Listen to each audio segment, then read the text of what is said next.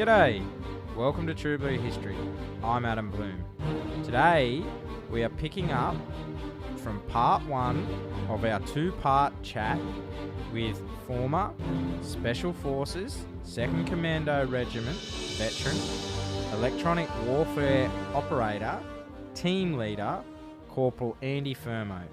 If you haven't listened to part one, go back and listen to part one before you listen to part two. Andy will be talking about his second tour of Afghanistan, and also we'll be talking about his life after service. Listeners' discretion is advised, as we'll be talking about mental health issues.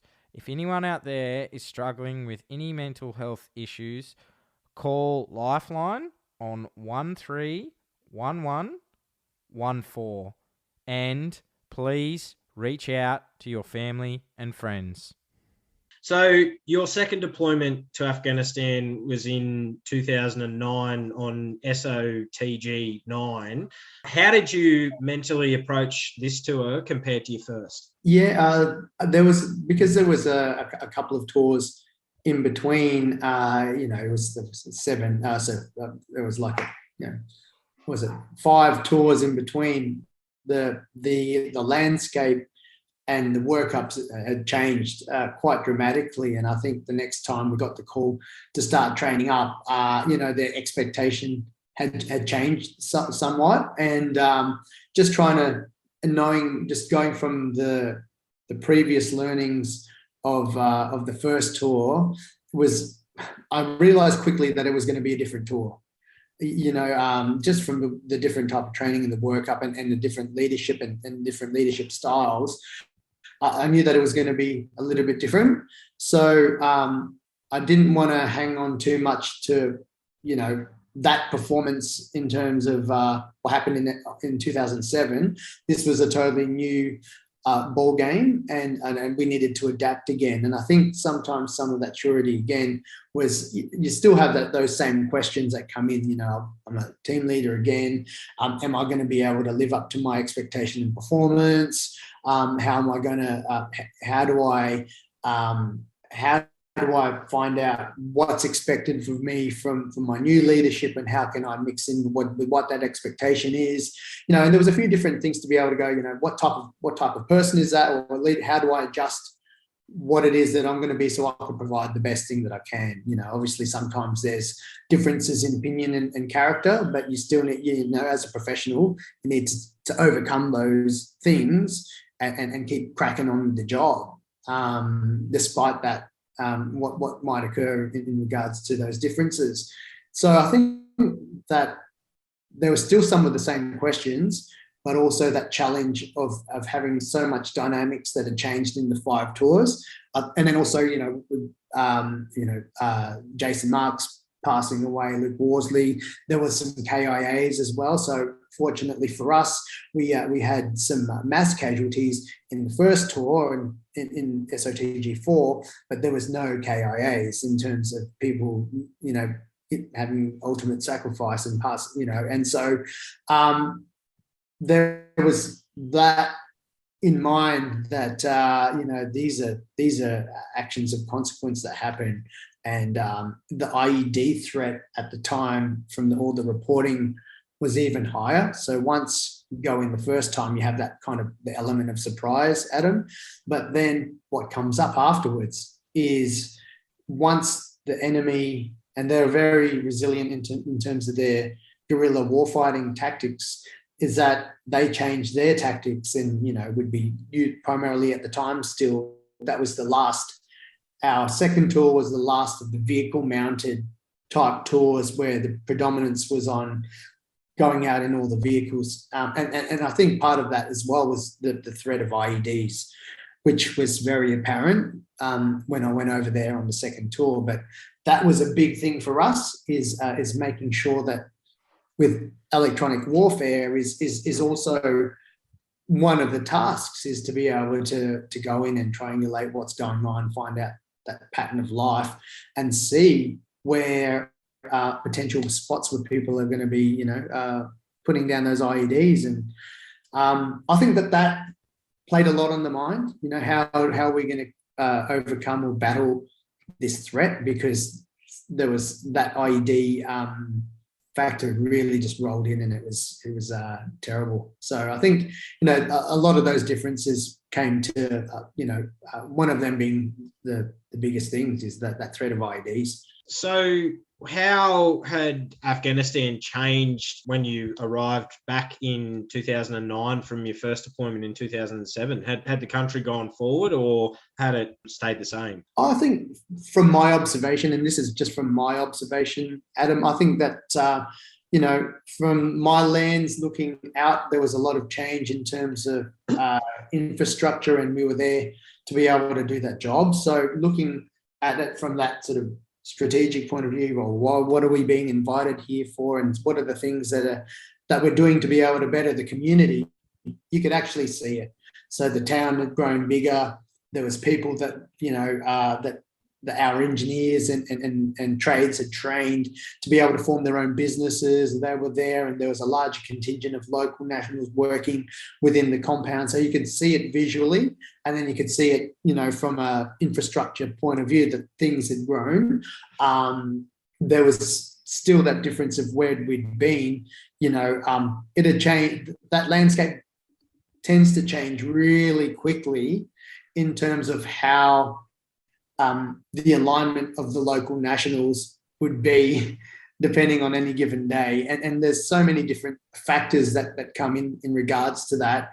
But you could still see, if we go back to what the sentiment of the town would be, on a very, very basic level, you can see when it's going to be hostile, and you can see when it's not. The indicators are still there. If they're going to be hostile, and they can see you rolling in, and you can see the women and children going, and you can see that it's only going to be fighting age males going to be there, you know what the town's going to be like. You know that there's a bloody high chance that you're going to be in for a fight. And, I think one of the things from my role within as an EW team leader as well is you're kind of privy to being able to, you're intercepting communications. So you kind of, like, before you even provide these reports to the commanders and the team leaders in the briefings, you're kind of you're sucking up all this information that's going on, and then putting it down and presenting it so that, in the best way you can, so that the commander makes the most informed decision. So we're really privy to that. And then also working with the ISR elements, so the intelligence, the snipers, the recon, and building the pattern of life, and some of the stuff with the Scan Eagle, and working with the JTACs.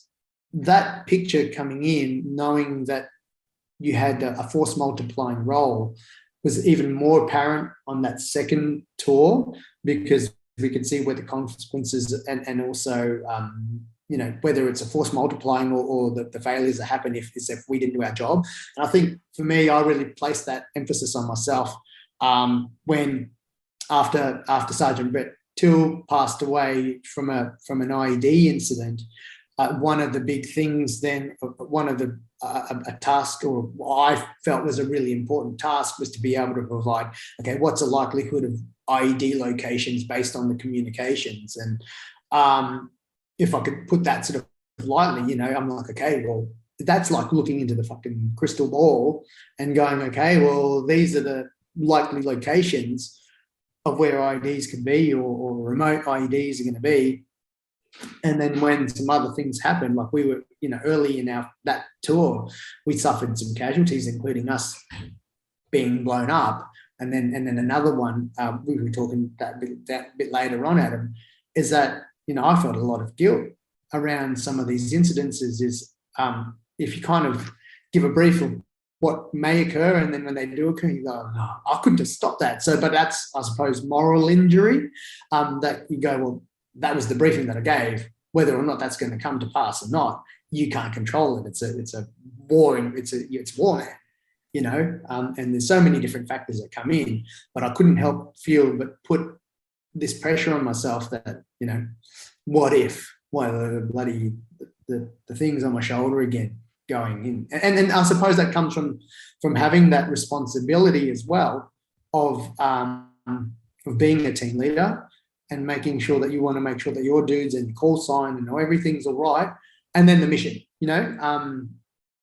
that's safe. That was a key safety aspect of making sure that these maiming devices didn't do their job, You mentioned, and you've referred to the IED threat, and you mentioned a trauma triangle when reflecting on a number of your experiences during the 2009 deployment.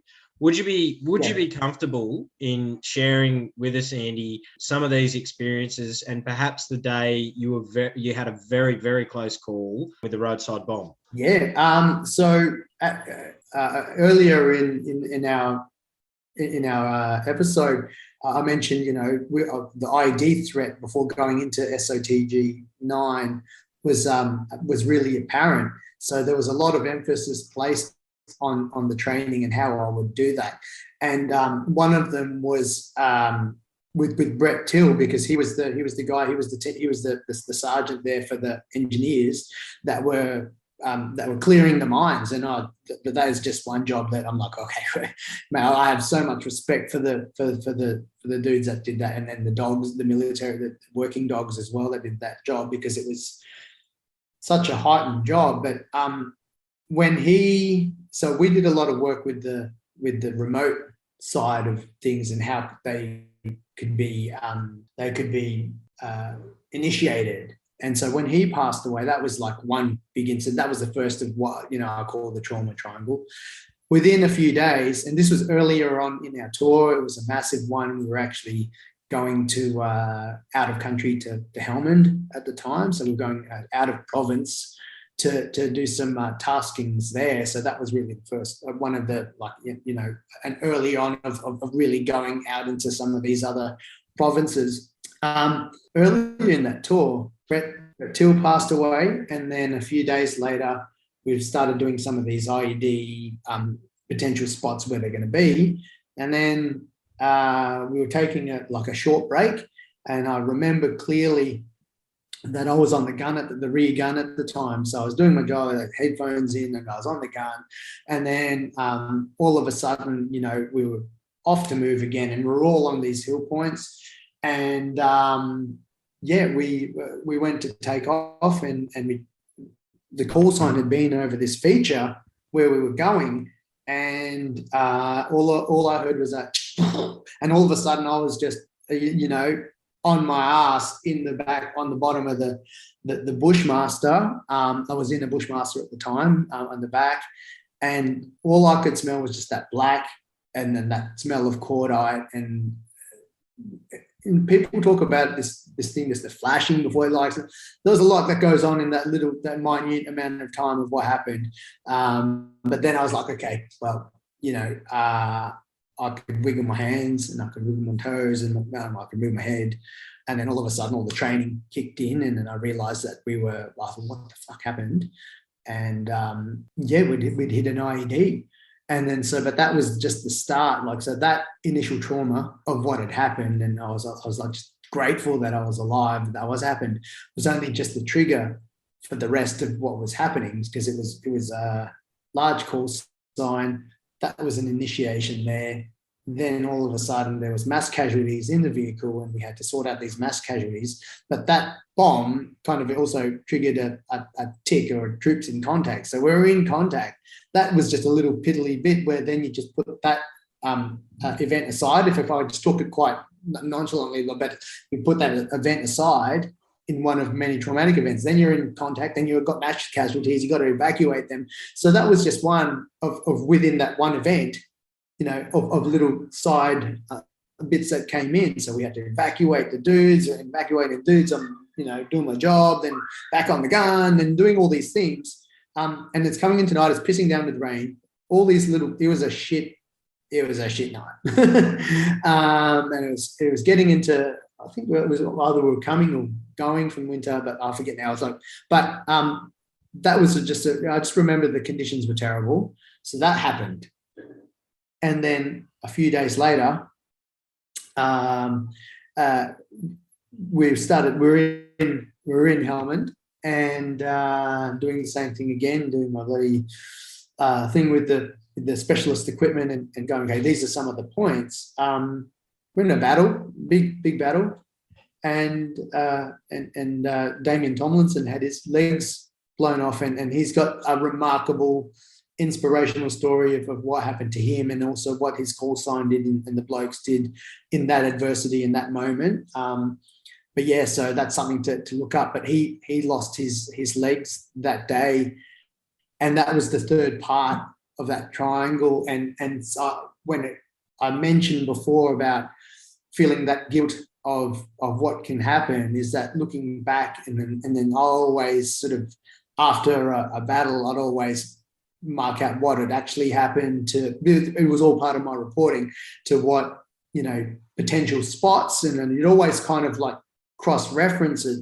I'm like, oh shit, all these spots that I'd marked on the map, but I didn't know, because there's so much stuff going on, and all you do is just put the traumatic incident aside, you park that, and you're operationally focused. And it wasn't until after that incident that I'm like, oh shit, what we're doing, that was really a really important, part of my role, is to really, and then I think after those three things that happened with the IEDs, that report was like, the ears prick up, okay, what's going on in that space wherever we are. It was one of those really,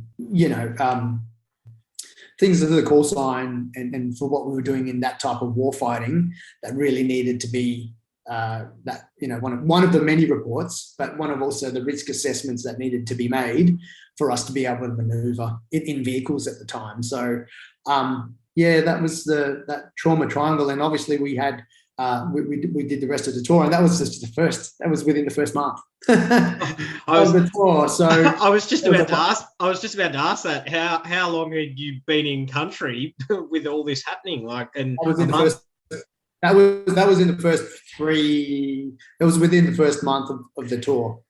That all that happened. So wow. And then it was the rest of the tour. If that's at the precedent for what was to happen during the rest of the tour. Unfortunately, we didn't have any more KIA during the tour. That didn't mean that we didn't have any more mass casualties and incidences and tips that the war fighting involves. So during that deployment, so the start of many other incidences and events. But I think that we did an amazing job, and while we were over there, and it's just what happens. So for you mentally, I'm sitting here, and I'm listening to this, Andy, and I'm just, especially from a civilian's perspective, do you, for that happening, like that's, mate, that's a traumatic occurrence that's happened, three things that have happened right through, the start of your deployment. With you looking back on it now, and you obviously we'll get into what happened because of those incidences with the PTSD. Do you just fall back to your training and the muscle memory of, okay, I'm in a war zone, it's part of the job, but you've just got to fall back on your training? Is that what it, for you mentally, was that where you, like, for you to self-assess what was happening at that time? Oh, 100%. I think that's why you train, and in an organisation like the Commandos, in that Special Forces Command, you fight how you train. We train. We do lots of live fire stuff. We do lots of the full mission profile. All that workup training, even though at that time, all came into play. Even the selection process all comes into play, because all those principles, when you're in a theatre of war and that's the coalface that you're doing it there, like, decisions need to be made quickly, and they need to be made in accordance with a big set of rules. There's a fucking massive set of rules that you need to do to prosecute a target. I think that it all came into play, and that training and the resolve. That's why they're there, and that's why the standards are set so high for me at the time. I don't know if they've lowered, but I wouldn't expect they would have lowered that standard. But if anything, they would have made it even higher. There's that expectation for you, and there's a reason for it. And the reason is, when you're on the ground, and you've got your mates there, and you've got your call sign, your company, and then the larger mission at hand to be able to do that. That is why you go in and do what you do. And that is why you train and you do things repetitively until they become muscle memory, so that when you have a mass casualty or you have a casualty, you go and do what you do, or if you're in tick, you do what you do straight away, and then the bloke next to you can trust you, and you can trust the other person there to be able to do it, because you kind of have your expectation is that they know what they're doing. You know what I mean? If they're going to be there. Otherwise, if you don't serve a purpose in a role, then fuck off out of there, get off the field, or you would be kicked off pretty much straight away if you're not performing. And that happened on instances as well where people were removed from roles. So yes, the answer to that is yes. So I mentioned PTSD just before, and so you finish your 2009 deployment and you come back to Australia, and in 2010 you were medically discharged from the army. Was this a shock for you and being diagnosed with PTSD? Well, there's some really important parts in terms of the sequencing there that come in hand, Adam, and it's a great question to ask, because after that second tour, I came home and my wife's my now wife and girlfriend at the time expectation, her dream reunion wasn't anything like the way that she'd romanticized about it, and neither was it for me. Like I kind of expected to do one thing, but I was wanting to decompress and sort of do my thing, and these events and my actions that were happening were the early onset signs without me inadvertently knowing, because I don't try and think about those things. It's just trying to unpack everything that had happened and actually just have some downtime that were happening. So, the substance abuse, like an alcohol is additional alcoholism, and maybe he's taking some extra prescription medications as well, trying to Dr. Google it at the time or whatever it was called, because it was still in those early days. And then the symptoms that are coming up after my tour, I was kind of dealing with it by myself, and there was actions, but though internally I was trying to deal with the trauma in my own way. But at the same time, I loved my job so much and loved what I was doing that I thought I was going to be a lifer in the command. So when I realized that I was doing shit, I was worrying myself with some of the actions. I'm like, okay, well, this is happening now. I checked myself on it, but I did not want to get another Guernsey, and there was some really exciting stuff. There was the Guernsey to go overseas again because the operational tempo was so high, but also at the same time, from a professional career as an EW operator, there was some really cool stuff going on. And there were some swan trips going over to our counterparts overseas that we were going to be part of. So and I didn't want to detriment those opportunities for either, or my role as a team leader. My thing was to make sure that I can keep up and do the role again. And you really become attached to being able to go, if I'm not there for my role, who's going to do it? Knowing that there's others dudes about, like, I want to go out again. So I thought I was going to go on many more tours because that was just the operational tempo at the time. And I found that so I had this stuff was happening to me, and I realized that I actually sought help outside of the system to be able to sort my shit out. Because I didn't want to, I was afraid of the repercussions or being kicked off the team. And it's like, if you had a niggling injury as a bloody footballer or anything, like let's use a sportsman as an example, you don't want to be kicked off the team. So you're going to go with the niggling thing, or you're going to say, just put the bloody injection into my shoulder and I'll be right, put me back on the field type thing. And then you go again.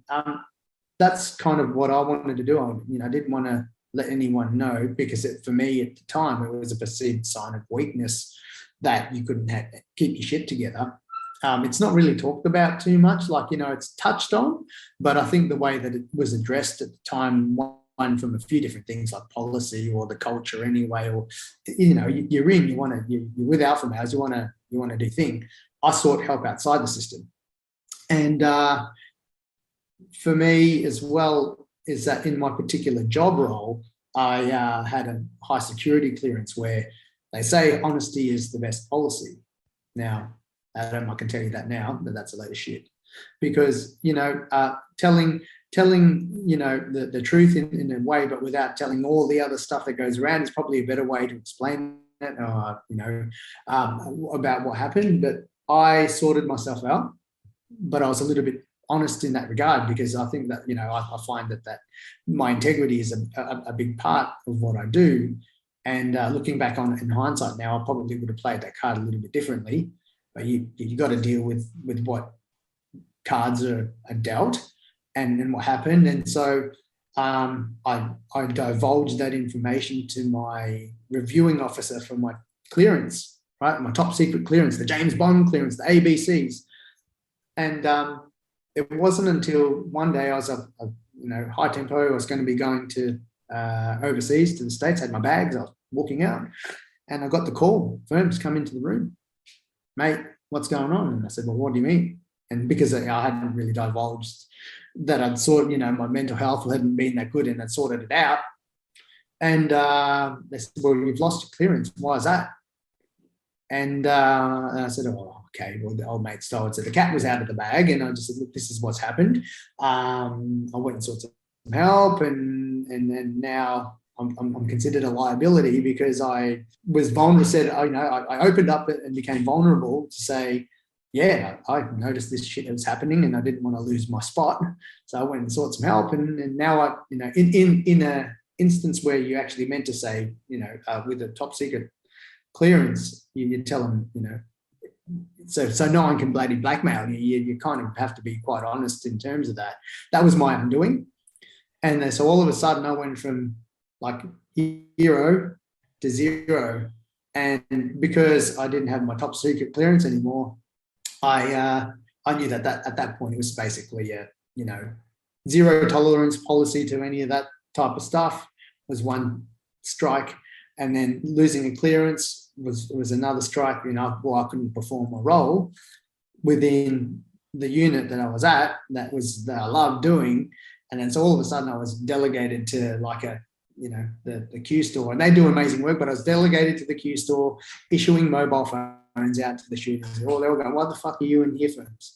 Oh, and then, because I'd lost my clearance, they can't talk about what they're doing. And then all of a sudden I was so isolated of what was happening, and knowing that people really couldn't talk to me about certain things, because that's, when you don't have a clearance, you need to know. I found that really difficult. So that was one point. And then the other point was to be able to go, I've lost my purpose now. So fast forward a little bit of time, I was like, I've lost my purpose at getting out of the army, and I wasn't diagnosed then. So it was actually an administrative discharge, and I'll be open to the audience about that. It was an administrative discharge based on what happened in policy and losing my clearance that happened. And then to right the wrong, it took me a big fight to be able to go in and say, well, look, these are actually the precursors to, once I got formally diagnosed with PTSD, I had an amazing advocate that happened. And I was trying to, I'd been through really, at that point in time, my mental health wasn't that good, but I just didn't have to worry about how I was discharged. I just needed to work about my mental health at the state, because I was lost, man. I was lost for a couple of years trying to find a purpose about what it was. I spent the first few months there still doing PT in the morning in case I was going to get the call up from the team I knew exactly what was happening, but it went on like that for a long time. I was at really high level even when I got different jobs.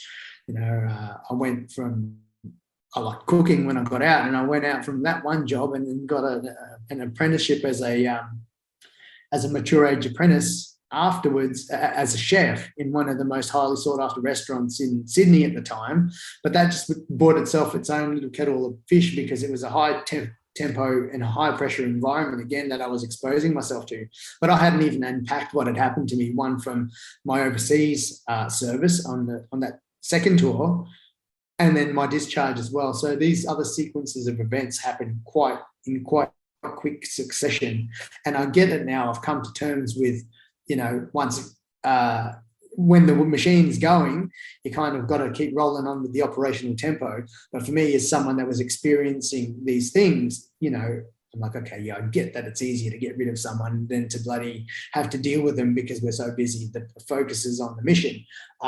But it doesn't mean that I don't have feelings, and I was hurt, and I felt isolated and all these other things, and I felt betrayed. I felt like people didn't, everything was against me at the time, and why are you not talking to me, or why can't we deal with this now?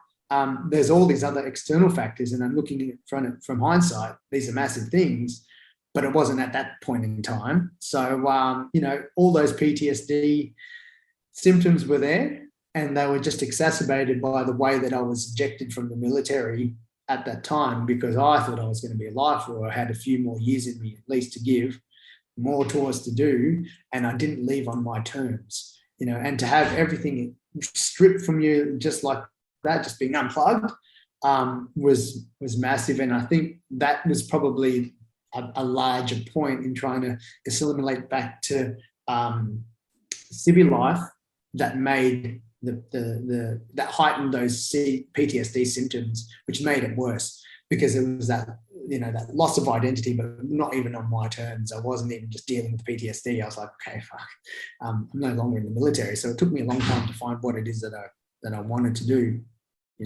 Because at that point, Andy, you'd served 10 years. Like, you'd been, from 2000 to 2010. You'd been in the system. You knew you had purpose. I can understand, and having the rug pulled out from underneath you when it wasn't your choosing, mate, I can understand why you were suffering. And a lot of veterans that I speak to, they say the same thing, especially those who have been medically discharged, that, it was never part of their plan to be, they never saw it that, they were lifers. They were in for life, and to be medically discharged, I can see why you lose your sense of purpose, why you belong to something, and then all of a sudden it's gone. Andy Fermo, the commando, is no longer. Now you're a civilian, and I can understand why it is that you would be totally alone, mate. I'd feel exactly the same.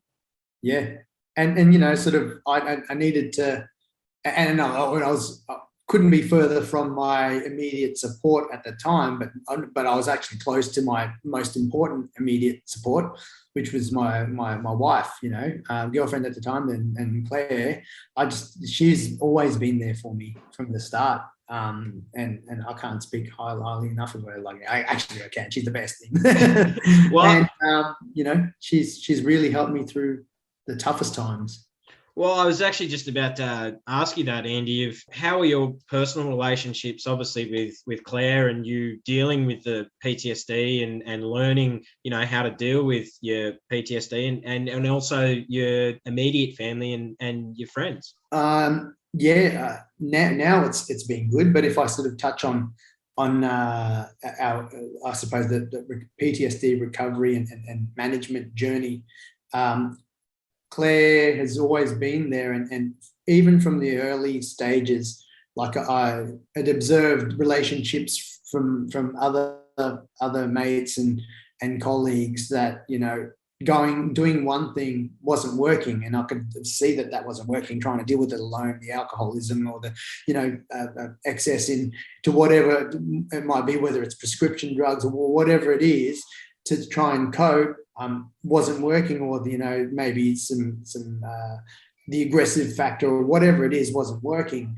So when I finally accepted that I needed to go and see help, I did a bit of I didn't connect with my initial care straight away, so I was persistent, and my advocate was a real big person to really advocate, to say in firms, if you don't connect, just keep going until you connect with someone.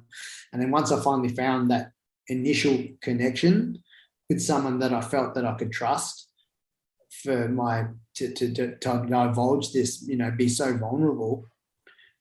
Claire was in there as someone to be part of that. So I didn't sort of, my therapist at the time said, look, can we bring your partner in? If they know what you're trying to go through, they can't say that they understand it, but at least if they have empathy towards what you've been through and how they can have strategies around to, if you have an agreement about how you could go around managing the symptoms or the care, that was always earlier on the piece.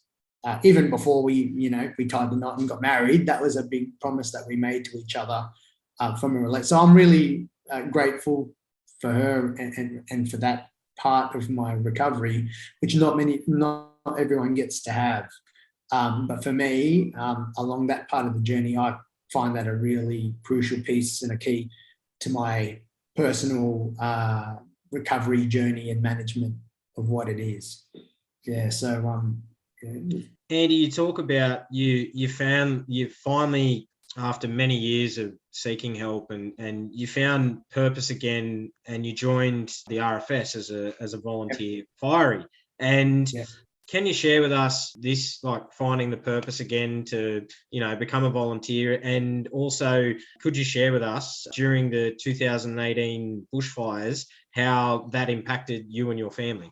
Yeah, absolutely. So when I discharged and we didn't find the need to be in Sydney anymore, after I finally came to terms that, I wasn't going to be getting the call up from the unit to join the army again.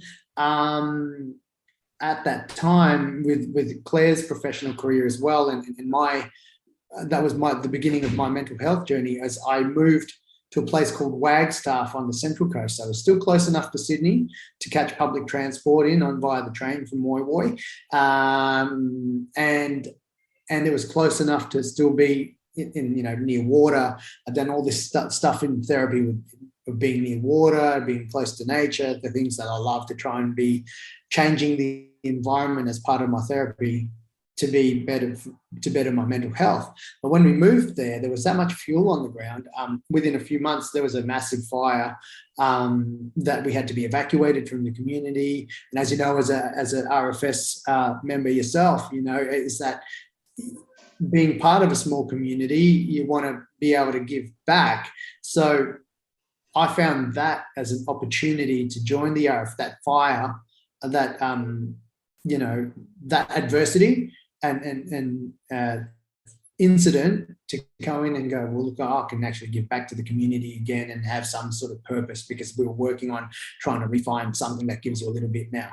So I thought, okay, well, the RFS might be able to give me something there. It's an organisation. There's uniforms. There's a structure, and that for me was even though it was different from the military, it was familiar in the way, because there was a procedure, there was a structure, there was all the other stuff that I can relate to this, and I could also give back to the community in what we were doing.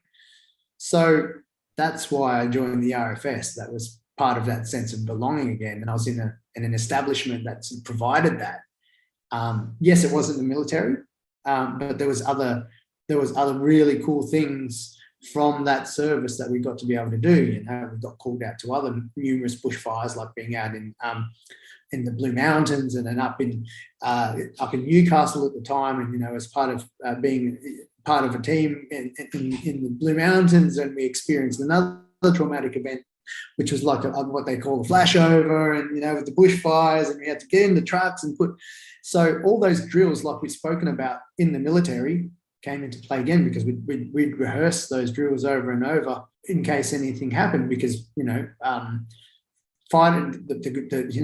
fire ground it's a very dangerous place, in its own way. You've got to be able to respect what that will do. If you're complacent, you're going to bloody die. It's actions of consequence that happens there. And I think when we saw those bushfires in 2019, I'm like, I need to sign up again. And by this time we were in Noosa, and Claire's like, Andy, you've got so much shit going on now. Later on, one day, maybe you might be able to join the RFS again. But for now, for your for what's happening in your life right now, no. you do too much volunteering already. For you're stretched thin already. So now you've got dad duty, you got your family duties as well as work and the volunteer stuff that we do in invisible injuries. That all comes into play. So that was the reason why I joined the RFS. And then also the reason why I've got so much respect for our first responders. Now, my brother's a first responder now. He's with the AFP, and I've got numerous friends and colleagues that have made the switch from the military to whether as a first in emergency services. There's many roles, but they all come with their own. They have their great things that you can do within that role, but also their fair share of traumatic incidences that you can be exposed to, if not more than what you would be on deployment, because these guys have to come put their hat on every day to do it and maintain their roles. Absolutely. And I think something that it's a sense of purpose again, Andy. Mate, I absolutely love giving back to my community. It's something that I've been doing for 10 nearly 11 years now, and mate, I love it. Like, I love giving back, and it's we're a country that's built on volunteers, mate. You never knock a heart of a volunteer that wants to help, and that's what this country was built on. And thanks for your service in doing what you do with the RFS, Adam. I think one thing that's even more commendable, I think that the emergency organisations like the RFS have, is that pretty much nearly every member is a volunteer. So they're putting their life on the line and they're putting their time in, and they're not being paid for it, or there's not much pay if you are, like in terms of that. So these are all volunteer positions that you're giving up your time and also potentially risking your life and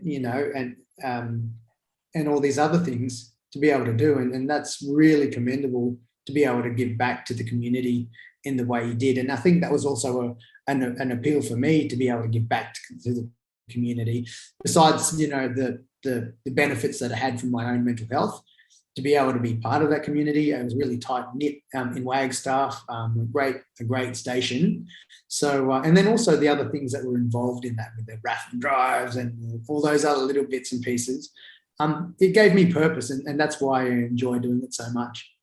Absolutely. And mate, at the end of the day, that's what it's all about. It's finding a purpose. And for people, it's finding a purpose that works for you. It's, you don't have to, Andy, you don't have to join the military. You don't have to, join an emergency organisation. You just have to find something that makes you want to get out of bed every day and give you the drive to strive for something better, and whatever it is, whatever it could be, it's just something that you've got purpose, drive, and a passion for. And that's a sense for me with the podcast. I love interviewing veterans, Andy. I love talking to the historians on the podcast as well, because it was a passion that now is, it's turned into my absolute labor of love. I absolutely love, talking to you. It's amazing, and talking to other veterans, and it's a real honor and a privilege. And, that's only one purpose and one passion that I've found. I've got a few others as well, but it's, just find a passion that you love and go out and do it. Absolutely. And despite what other people say, if you can't, well, you go, I can, I damn well will. Absolutely, mate. And so by the end of 2018, you shared that through a culmination and a number of unforeseen circumstances resulted in you being at an all-time low, including your family being essentially homeless. Can you share with us and how you overcome that situation, and did the role of your military experience, what did that play for you? Yeah, it was a great question. Yeah, Adam, absolutely. Well, first of all, in my recovery journey, I really got to highlight that I had an amazing advocate and self-care, and the support specialists that came in, because my advocate, besides helping me out with my initial claims and everything, taught me to navigate how to have my own self-care at the time. And he said to me, look, if you use it now, or if you don't use it now, at least then you've got that skill set now to be able to draw upon when you need to. And that was earlier on. Fast forwarding 10 years with these events happening, we'd locked in the property, and for those unforeseen circumstances, what happened is that we lost that property and lost the financing and dropped a whole lot of life savings into trying to secure this property and do it up. And so during that year, when all this was happening and the Banking Royal Commission was happening, which was like a big part and catalyst in making things more difficult for us to secure what we were trying to do, is what happened was then I lost in trying to focus on trying to secure everything.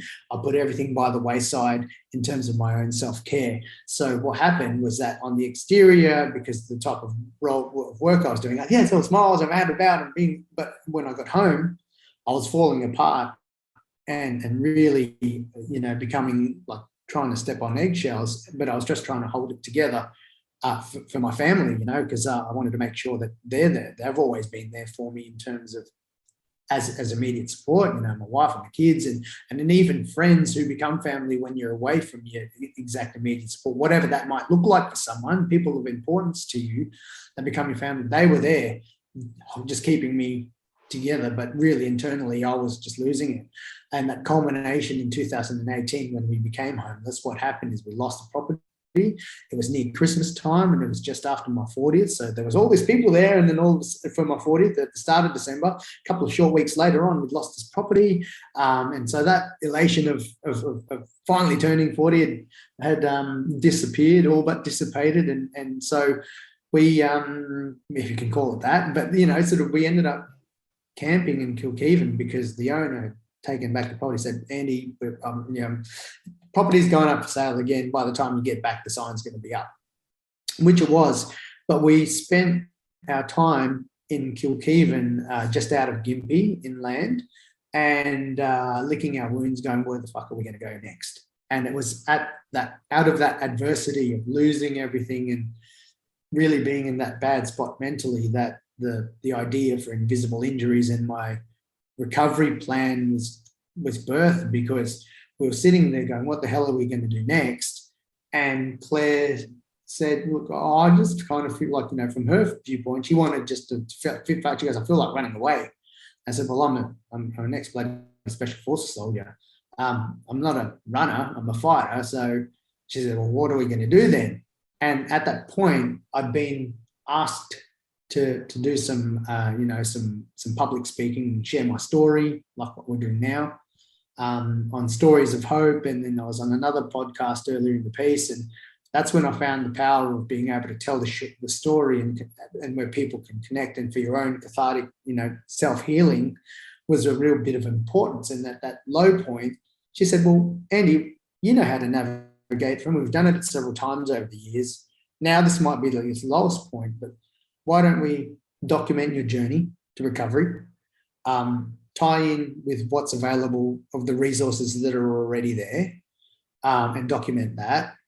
Try and build a resource that's available, so then that way people aren't scrambling for 50 million different things and you know, things that they might not connect with. And then also let's set up an awareness campaign around that, that'll take us around and do a tour. So it was at that point in 2018 where in an arduous adversity that we were experiencing of losing everything, that we set this goal that we're going to be doing that, you know, and together as a family. And then, you know, we ended up last year doing what we said. So the prior 2 years was to start building up those networks and my own mental health and documenting that.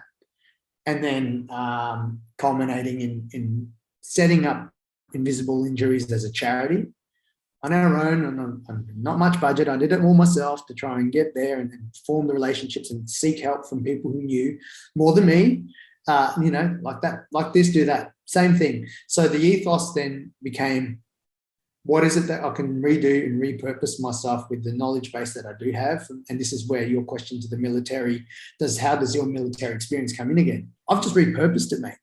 So I'm like, okay, what reminds me so much about what I loved about the military, and how can I use those core learnings that pretty much ingrained into my being, and how can I repurpose it into what I'm doing now, and how does that gel with me? So, I used all those things and then we departed on our tour, March last year, which we spent all last year on our awareness campaign, doing exactly what we said that we're going to do: PTSD awareness, talk about suicide, and also hopefully have a positive impact on the people that we contact with on the way.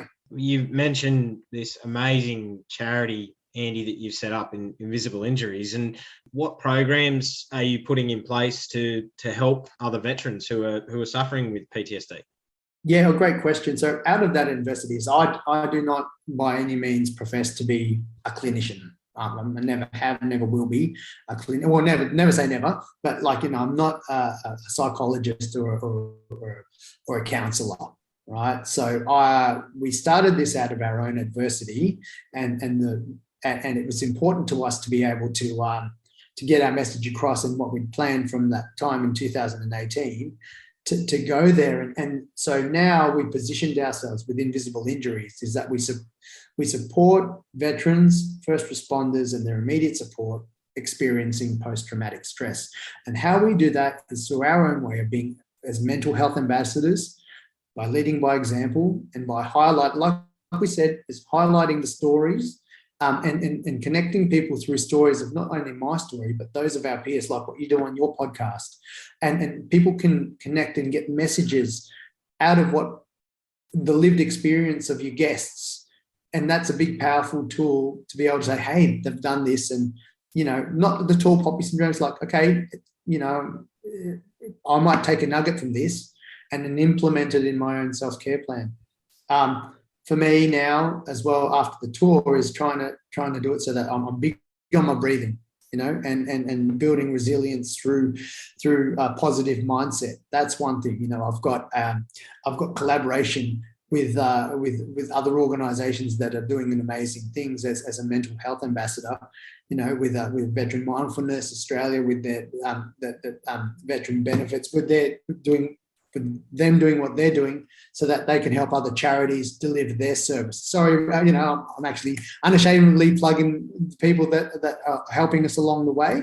But I think that it's important to be able to recognise those people as well to help us do our service delivery, as well as wanting to be able to do things, post-tour, because there's a lot of work to be done to be able to help veterans out.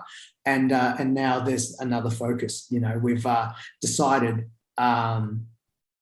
which it'll be dropped on your podcast, Adam, is that we've decided to stay in WA now for the foreseeable time being, with everything that's going around. And then saying that is now the opportunity. I don't have a specialist network. I've got to look on. I've got to chase up my own, GPs and all that stuff again, and build my own self-care plan and start really utilising the platforms that are available to me. So what I'm going to be doing is documenting that. People go, well, you were here, now you're in the best spot. How can I get there? This is the perfect opportunity. So some of the programs that we're going to be doing is, I'm going to be vulnerable again, and I'm going to put it out there so then people can go, hey, look, if he's doing it, it's, hopefully I can inspire someone to say, maybe I can do it, and it's the hard work that you put in, the work or the investment that you put into yourself and your self-care plan and things around you.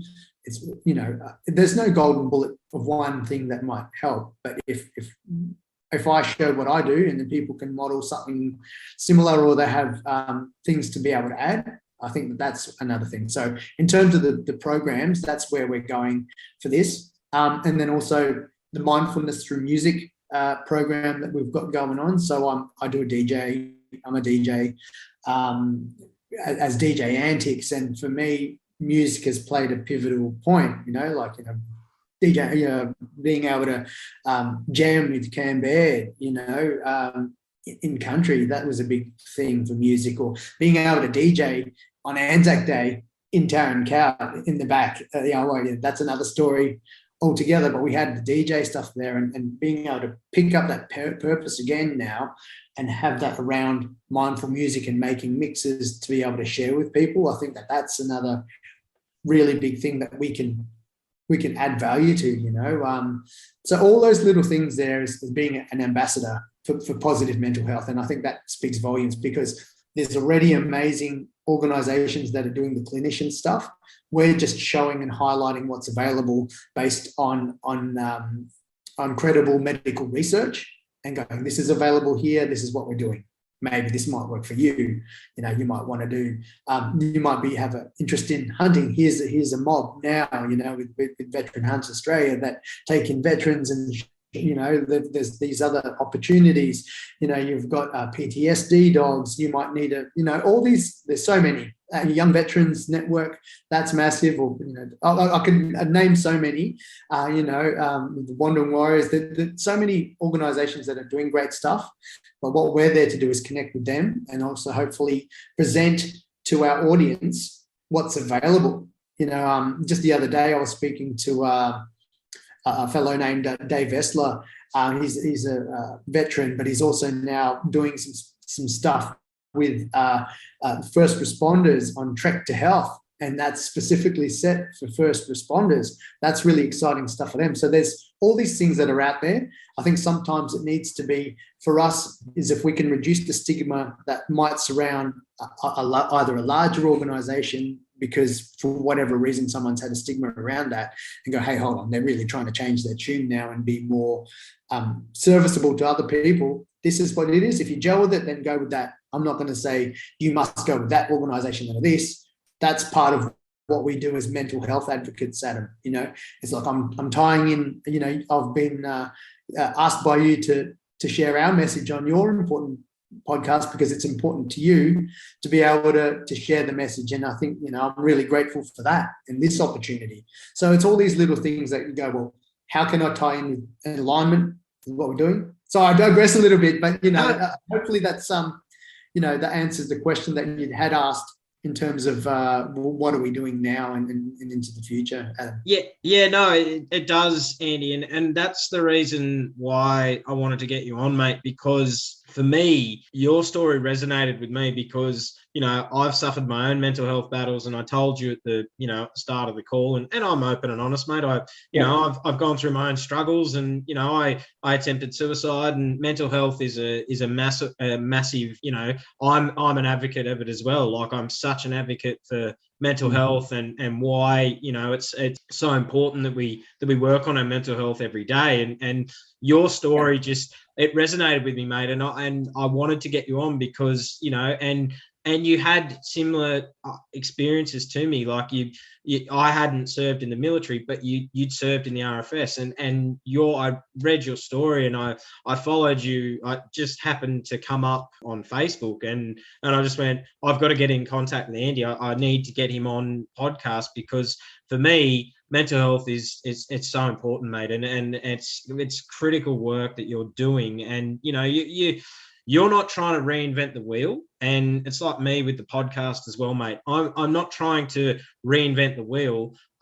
Where, you know, there's so many people in the space doing amazing work that, you know, what works on my podcast might not work on someone else's, or, you know, whatever. And it's the same as you, like with the different organizations that are out there, you know, whatever works for someone, as long as they're getting the help, or, you know, they're getting, you know, like your story is being heard, mate. If you can help one person, well, you've achieved your mission. Absolutely. And I think that, you know, sometimes, if I can sort of digress a bit on that, for people in the audience that might not know what happens in the background, is if you're passionate about something, you're opening yourself up to a lot of vulnerability, but you're actually going in there and doing it. So you might not have a roadmap that paves the way for what it might be, but it's giving you purpose. So you're doing what you feel is being, you know, beneficial, that sticks to your core and what you're all about, you know. And when people say, what are you doing to help? your target audience, you go, well, this is all part of it. It doesn't necessarily need to be in that box of being a clinician here or hosting all the courses, because there's other people that do that. There's all the stuff that out there, as long as it's in alignment with what you're doing and you can have a positive impact in some way. That's the big one. But it is hurtful when people just feel the need to be able to really tell you how much you did wrong or what way you can do it better. Look, I'm always open for positive feedback. But if you're not willing to give it a go, then I think that it's hard to be able to see what happens in the background, because there's so much work that goes into when you're doing passion. So absolutely. And you mentioned music, Andy. For you, how important has that been in your recovery with your PTSD? Yeah, music has been a massive part, and I have lost my way in terms of my love for music at some points when I've been really low. But I think now, as part of the recovery journey, being a DJ more so than playing the guitar, which I do still, is being a DJ, I get to have my alter ego of DJ antics, and I get to expose myself to environments that might usually be trigger environments, like a crowded spot or a crowded space, but I can actually enter these environments as DJ antics and take on a different persona, but within a way that sort of lets me still be part of that. So an example would be, if I'm DJing, I'm behind the DJ booth and there's still the party that's going on, and I'm part of that. I'm part of being able to make and set a tone for an event. But I don't necessarily need to be the drunk guy in the corner there just singing a shitload of piss. You know what I mean? And I've made that an importance there. I get a buzz out of seeing, creating some memories and experience for people through music that, they're going to talk about that party or this launch or whatever it might be. And through the healing power of music. And for me now, that's something that's important to me. If I had to fight again, yeah, I'm always up to be able to take bare arms or whatever and do that now. But the purpose for me now is being able to be of service to our target audience in a way which, music is one of them, breathing's the other, and then also being around the water and nature and showing mindfulness activities through those holistically based things. And music's a massive one. Yeah, it's massive. Absolutely. And so, Andy, what are your thoughts in relation to the recent announcement of the Royal Commission into Defence and Veteran Suicide, and what impact, if any, has it had and might have on preventing veterans' suicides? Yeah, great question, mate, and thanks for asking. I think the veteran suicide piece. It is it's really sad at the numbers, and I haven't been updated lately to the latest numbers, but they are massive. Like a veteran is the likelihood of a veteran suiciding or attempting suicide is much higher than the civilian population, and with how many people I've been exposed to that have suicided. Since, like, before my my mindset was that people who attempted suicide were, like, it was a really uneducated mindset and different way of thinking about what surrounds it, and it's a big beast of what can cause it. And some of it might be the system, how people are treated afterwards, and the way that supports are given, and the frustrations that are surrounding that, and people's sense of purpose. That's just to name a couple of things. But I think that the Royal Commission will highlight a lot of these things, critical issues from many different facets and angles. And also, like with our experience, there's at least I could count. There's heaps on my hand. I think like at least a dozen that I know that, and then quite a few of them are on that list that are direct that we know, or else they've been acquaintances that we know, or provided emergency care.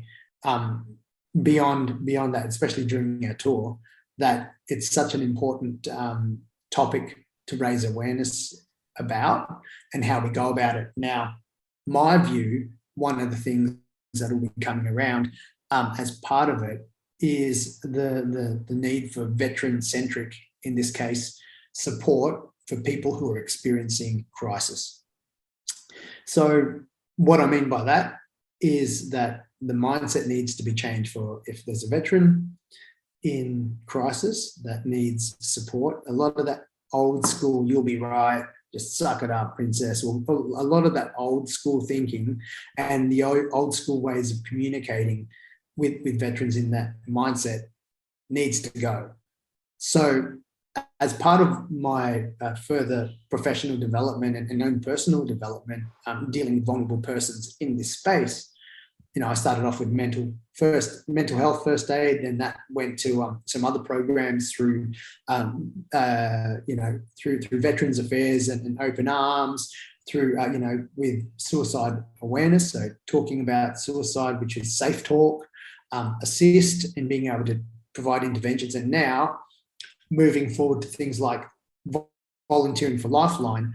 My mindset is preempting that the findings will be, you need to provide some veteran-centric support that's more veteran-focused when people are actually living the crisis, So there's already an amazing app out there with Red 6 and what Mike Handley's doing in that space, but then there needs to be still more people. That focuses on having a person that's there that that's a nominated person. But if someone is in crisis, like they call into Lifeline, I'm actually now, it is hard work, and sometimes it's knocked the wind out of me, but I can see now firsthand when people are in crisis and suicide, and you have to ask the question every single time to every single person that you provide care for.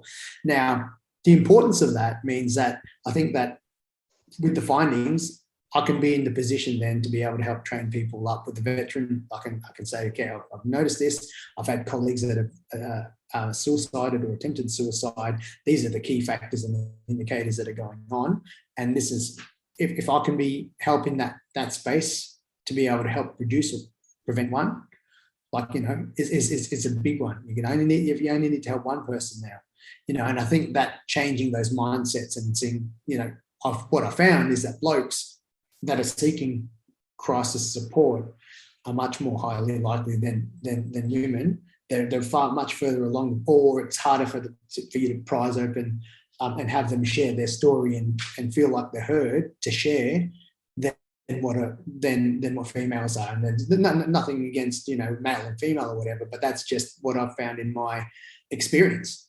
So I think that when the findings come out from that Royal Commission, that's for me something that I see and connect with the purpose. There's going to be a lot of other findings that people are going to be able to provide services for, but for me, that's where I think is going to be a key indicator, especially out in some of the the rural towns where you've got some of the older mentality, where the care and the way that people communicate is still a little bit different. So we'll see, but that's where I see part of that findings with the Royal Commission going. Andy, you look at it, and that's why you're such an advocate for mental health, and I am as well. And there's still, in a sense, and it's getting better, but there's still work that needs to be done. Is the stigma around it's weak to speak, and and I know myself from my own battles and my own struggles and what I've had to overcome.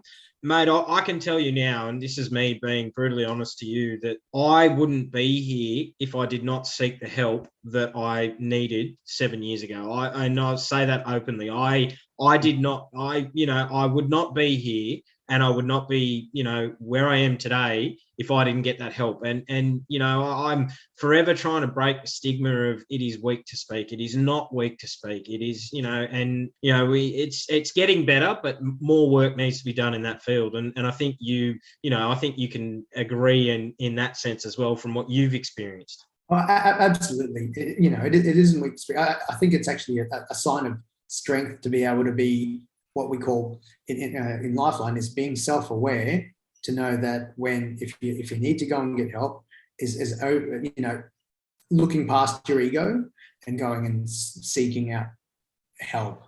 or being self-aware now to know that someone's in crisis and go, they might be in crisis. And even if it's whatever it is that they're experiencing, that's them. I'm self-aware enough to say, I can't let my viewpoints say that that's not a crisis for that person, because I'm not an expert. They're expert in their own life. And that's a big one. And it shows so much strength. Thank you, sir, for showing that strength that you did 7 years ago. You're here with us now to share your story. And it takes a lot of that to be able to go, hey, I'm happy to be vulnerable. Well, I'm not happy to be vulnerable, but being vulnerable is part of being human. And then it needs to be addressed. Maybe it might not be in the, in that, when you're in the military, but definitely as part of that self-care is asking certain questions as to why, the mechanisms of why someone might have done A, B, and C, as opposed to going, oh, they did A, B, and C. It's against it's a zero tolerance policy, and now we're going. I'm one of the biggest advocates for mental health and suicide used to be the Chief of Defence Force. And part of that policy is that we could go down that road, which is totally different and it's counterproductive in this discussion. But, so now there's people that used to be at that higher level that are recognising that might not be the best way to go, and it needs to be addressed in a different way, which is the important thing of actually moving forward, isn't it? Is that acknowledgement first, and then secondly, taking the steps. It might take a while, but people are actually taking the steps. Absolutely, and I think, mate, I think it's you touched on it, and being vulnerable. It's okay to be vulnerable. It's okay to drop the guard and put your hand up and say, I'm not okay. I need help. And it's okay. And anyone out there that is on that borderline, ask for help. I'm telling you, life gets asking for help. Life gets better, Andy, and you're living proof of that, and so am I. Life just gets better, and it's there to be lived, and we need to go out and live every day as it could be our last, because life is short. Yeah, absolutely. I was given a second chance when I survived the ID, and look, I could let that moment really define the future there, but I didn't want to be sort of stuck in that loop. Yes, I acknowledge now that it happened and it was traumatic and it was shit, and at times it's going to still continually affect me, but there's things and checks and processes in place in self-care plan or in my own specialists that I've got in place, and hopefully someone that's listening to the podcast there can actually go out and seek that. If at first it doesn't work for you, they can actually go and seek and find someone to finally connect with. And it's not a golden bullet that happens overnight. You're here 7 years later, and from that point, you can't go, well, an outsider looking in might say, hey, look, they're in the best spot. But I think sometimes a smile is a facade to what might be going internally. So you just need to look past. Absolutely, mate. And it's it's through a lot of hard work that I've got to this point. It's not like some people go, oh, like you're looking fantastic, and yeah, but it's been, they haven't seen the hard mental work and the going to my psychologist and going seeking help, and it's been a lot of mental work that's had to go into and I call mental health, it's a muscle, mate, and we're so busy in our time of we want a good six-pack, we want to look our best, but we forget sometimes to work. Our mental health is our most important muscle, and it gets weak, and we need to be working on it every day and building that strength up, and doing exercises like your breathing, like meditation and other things that can really build your mental health and build your resilient shield, and that's one thing that's forgotten. Yeah, and I think that the resilient shields thing, that you've mentioned a few times, is a massive one. And if I can just sort of also address that, not everyone, if you don't have any other the mental health issues or PTSD, that's all right as well. You don't need to try and come onto the bandwagon. If you don't, well, that's even better for you. But in terms of what's available, if your mental health did deteriorate for whatever reason, to know that there's resources out there, and you don't have to have PTSD or thing, but if you might feel anxious, depressed, or if you've got some anger management issues, there's all these other strategies in place that need to go. You don't need to necessarily go to the other one, but they're there so that they can support you, and you can take what it is from it. If you don't have a mental issue or something that you're dealing with, that's even even better.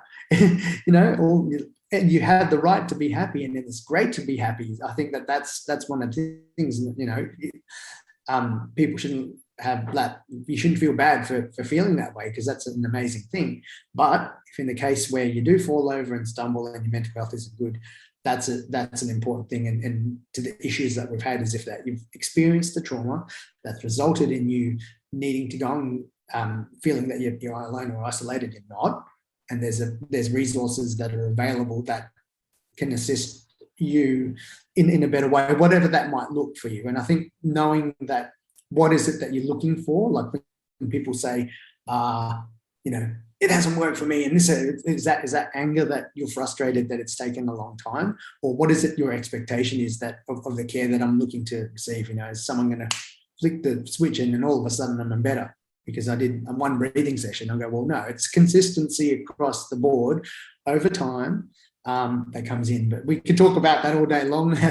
Absolutely, mate. It's just to tell people that there is help out there, and there's a lot of resources available to them. They've just got to go out and find what works for them, whatever that is. They've just got to find, as long as people are getting the help that they need. Well, that's all we ask. That's so. But recently, Andy, what are your thoughts into what happened with the Taliban taking over? And for you, did it question your service, and did it affect you seeing those scenes that happened in Afghanistan?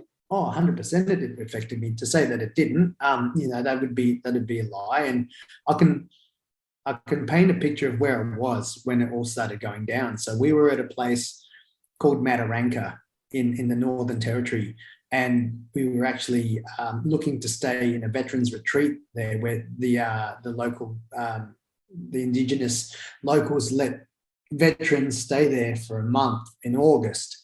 And so we'd gone there to tee up with the veterans that were staying there over that month, or we were going to spend 2 weeks, when all this news came down. And all these guys are Vietnam veterans, so they know exactly firsthand about, from their lens about what happened to them at the time, about what was happening. And so I've had to, seeing that this was happening and seeing it on the news it was heartbreaking to see that was happening, from so many different levels, from feeling sorry for their bloody communities out there that were trying to get ahead. But from a military perspective, to spend 20 years there and have countless, the 41 that gave the ultimate sacrifice, that paid the ultimate sacrifice over there, and to be questioning, what did they do over there, and the families, that all these mixed emotions that were happening, for me, really knocked the wind out of me for some time. But also it strengthened my resolve of what we were doing with invisible injuries, and why we were doing something like doing our charitable mission as well. And this was after reflection and speaking to those Vietnam veterans that were at Roper River Retreat, to be able to go in and actually just looking at that, using those holistic ways to be able to manage it. Because, I question, like, okay, why was I over there for that moment? Why did my friends and colleagues, brothers in arms pass away? Was that all worth it? And the families that they've left behind for these guys to take over, it was a real, hard pill to swallow. And then also to add to that was the trial by media that was happening with all the stuff from the Brereton report and all this other stuff, and they were still trying to attack the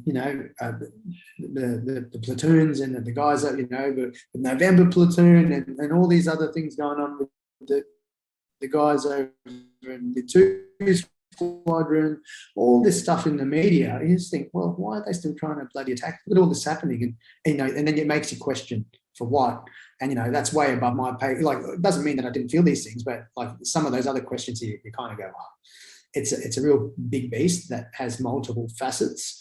And I was affected for sure, and I did question my my service, only for a moment though, because I think that I can only reflect on my service and what we did and what our company did, and our rotation did we achieve. If you ask the question, did we achieve what we did? I go, well, at the time, from my lens then, yeah, I think that we did a great job, and we did, we went over there to do our job and we did it, and things happened, and they're the things that happened then. But then if you look forward to what happened now, you go, bloody hell. I saw on the news the other day is that, the UN was asking for $6 billion to help the people in Afghanistan. And I went, well, look, they could spend that $6 billion somewhere else, and you don't need to send troops in again to do that. If they were to ask, should we send troops in again? No, fuck no, they could sort out their own shit.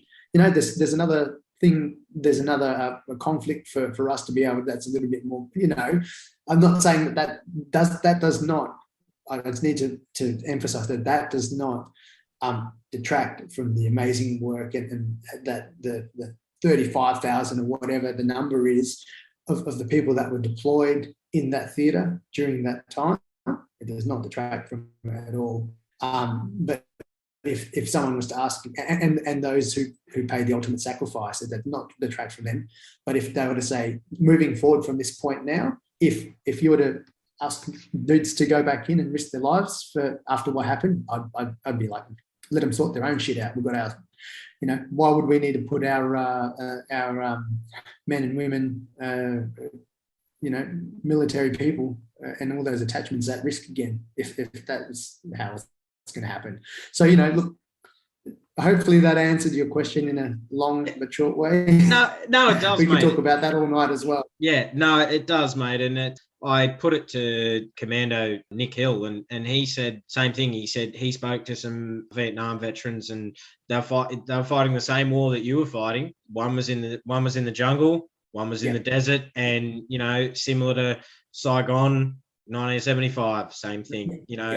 And just, mate, as you went over, you achieved your mission. And it's like the Vietnam, you veterans, you served your country with pride, and mate, I know us as civilians are very proud of your service, and thank you for signing on the dotted line, and that's what a veteran is, signing the blank check of, that one day you could give your life. So Andy, thank you, thank you for your service. Thanks, mate. I really appreciate your kind words there, man.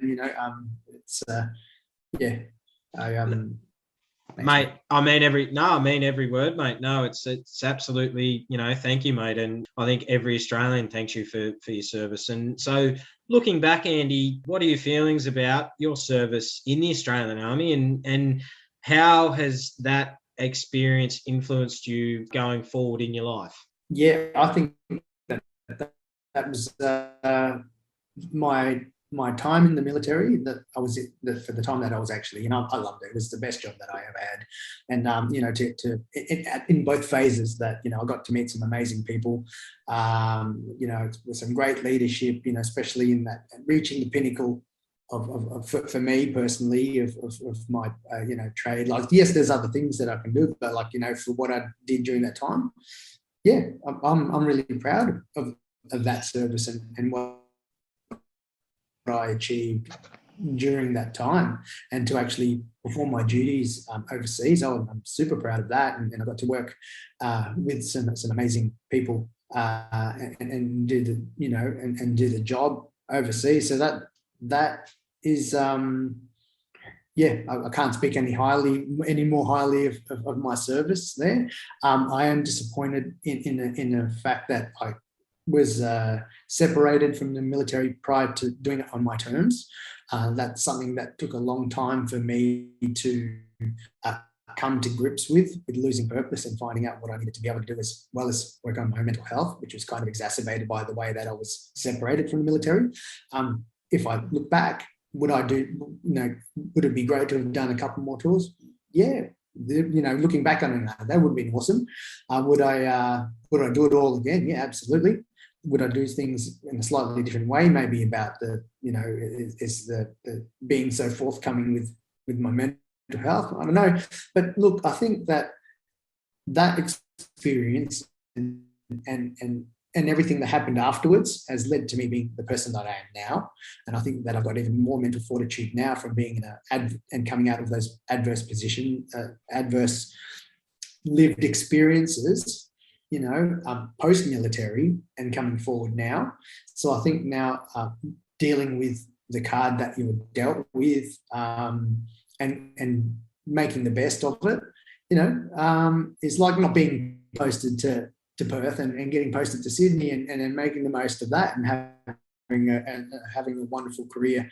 Up to that point, I was discharged. So I think that those events happen for a reason, taking a holistic viewpoint, and for whatever higher power that might be for whoever might be listening, is that these things happen for a reason. And sometimes if it happens and it's still shit, there's a higher purpose that will bring you to where you are now. So if we didn't lose our house in 2018, I wouldn't have been at that low point to be able to be with Claire and set up Invisible Injuries and then say that we're going to be on our tour. And now we're here wanting to do the other bits for what we're doing moving forward with Invisible Injuries and the person and the growth that I've had as a person. I think that I'm much stronger now and have better tools to move forward with my life and have a meaningful life with the PTSD and then knowing that I can live with it, but also have things in place to be able to manage it and then have purpose as well. Absolutely. And looking back now, Andy, at the age you are and what through the lived experiences that you've had, what advice would you give to your 18-year-old self, and would you change anything in your life? The advice would be, I've harped on it a couple of times, though. Probably the main one is just, I find that integrity is a big thing, and it doesn't mean that you're not integrity if you don't tell the absolute, like every single detail of the truth. You know what I mean? So you might go, okay, this might happen, but going into too much detail sometimes can be in detriment. And for me, I'd say that I'm okay, just be mindful of that, and follow the course. You've got to be you, and you are enough. If I could say to my 18-year-old me some advice, you are enough, and don't let any other motherfucker tell you otherwise. And that's it.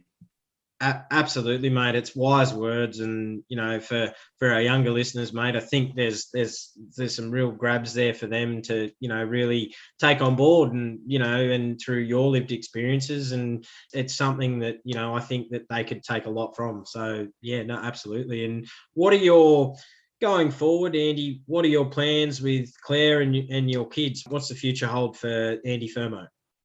Yeah, well, so we've decided to sort of, like I mentioned before, is to stay put for the time being and relocate here, so we're closer to our immediate support, which is really important to us, and that's part of the core of what we do with Invisible Injuries.